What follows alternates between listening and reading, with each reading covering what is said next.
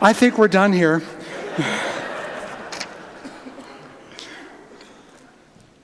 But that is a great juxtaposition, which is very key to where we're going today. So I thank you. And any day you want to come back and do that again, I'm good for that. I'm good for that.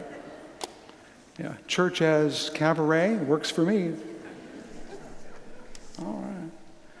Well, another week has passed as it does every 7 days, and lots of things are happening in the world. Pretty much they're the same things we've been seeing for the last few weeks, which either makes you sad that it won't go away, or at least grateful that it's not getting worse.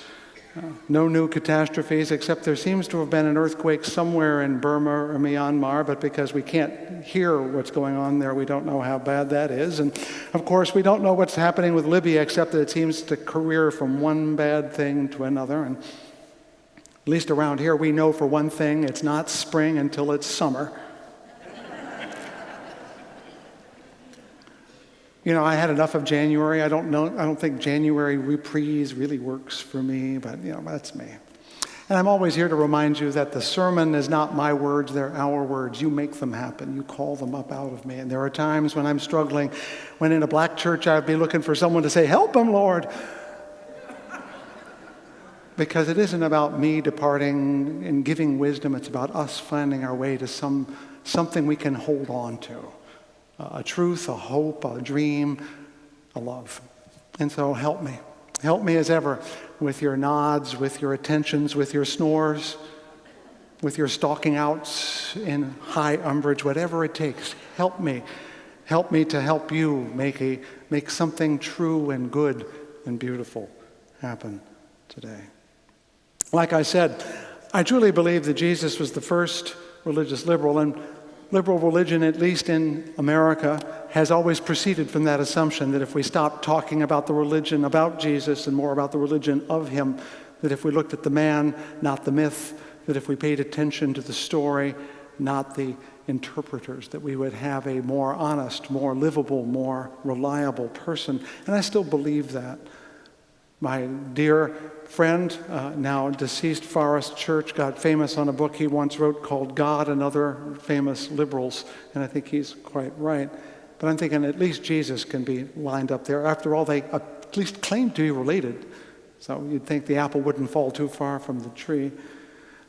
So his message, that of Jesus of Nazareth, the spoken message, the lived message, the reputed message, I like us to think about that all through this Lent, because I think we've made a mistake as religious liberals, a mistake over a century of gradually giving this person up and giving up this story as somehow too messy for us to deal with. It's just so full of all that religion stuff. And so we tend to put it aside. We don't even like to say the word too much. And sometimes we don't even like to hear too much religious talk at all. And I'm saying that's a mistake because a lot of people in this country use those words and mean them.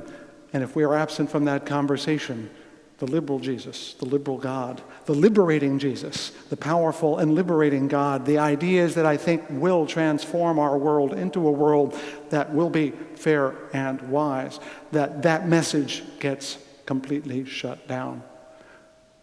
Of course, people would like it to be shut down because most people would like not to have any competition. That would too be messy. And I'm talking about messy things today.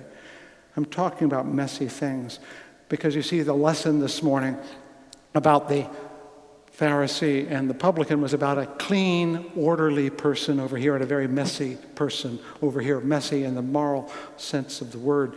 And when Jesus tells this story, he makes it clear that our assumption that the clean, orderly ones over here, the noble, the pure, the wise, are not as wise as they like. And when they start believing they're wise, they're in for a problem, and that the messy, morally complicated, the ones with problems, the sinners, as it were, are the ones that have the most hope in an odd way. That's because Jesus, for the most part, preached a message that was, well, how can I put it?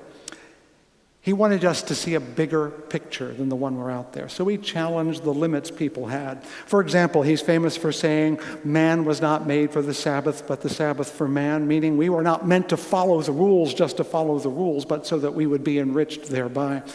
He said things about fraternizing with others. For example, today if you go into a common Christian church, an Episcopal or a Presbyterian church, the lesson you would hear would be the one about Jesus talking to the Samaritan woman. And I'm not reading it to you because that's not the point. He's talking to a Samaritan woman, which means nothing, I think, to you, except that in ancient times, Samaritans were like, well, it would be hard to call them undocumented immigrants. And people didn't hang around with them because they could be caught up with them. So when Jesus starts talking to an undocumented person, to a person with HIV, to a Muslim, he's breaking the boundaries that people expect to be obeyed. And of course, one of the most elaborately conceived boundaries in that era were those around food, which makes perfect sense. You know, those dietary laws about kashrut and everything else were meant, in some ways, to be a part of the public health system. If you don't eat bad food, you won't get sick and you won't die. These all made perfect sense at the time. But elsewhere in the Christian message, he tells the story about how the Pharisees asked him once, "Why do your disciples not live according to our tradition and eat with defiled hands?"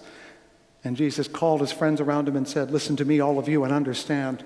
There's nothing outside a person that by going in can defile you." In other words, there's no food that will make you impure.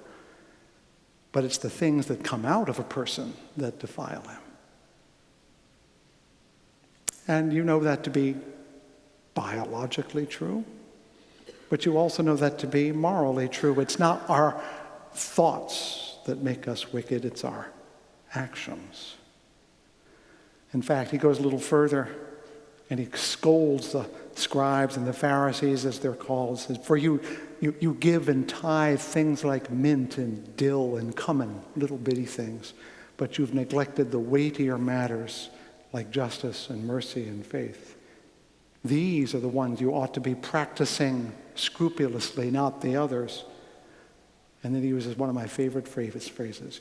"You strain out a gnat, but would swallow a camel." In other words, we all know people, maybe we ourselves, when we have been scrupulous about one thing, but let another greater thing go by. It's going to be tax season soon. You'll be looking over those figures like little gnats. But how many of us, and I'm not asking anyone in particular, how many of us will let the camel of a few tips, maybe some cash, maybe some bartered goods go by? You know what I mean now? Well, we do play with our morality. We are scrupulous in some ways and not very scrupulous in others. And I want to call that into our attentiveness, because I think we live in a time now where a certain kind of purity or Puritanism has come back into the world. It comes through religious sources, but not only those. You know, I grew up in a world where purity was a big deal. Most of us who are over 50 remember ivory soap, so pure it floats, remember? And we heard about, things like 24 karat gold, which is pure or very nearly pure. And of course, if you're really old, meaning my parents' age and beyond, you can remember when purity applied to women.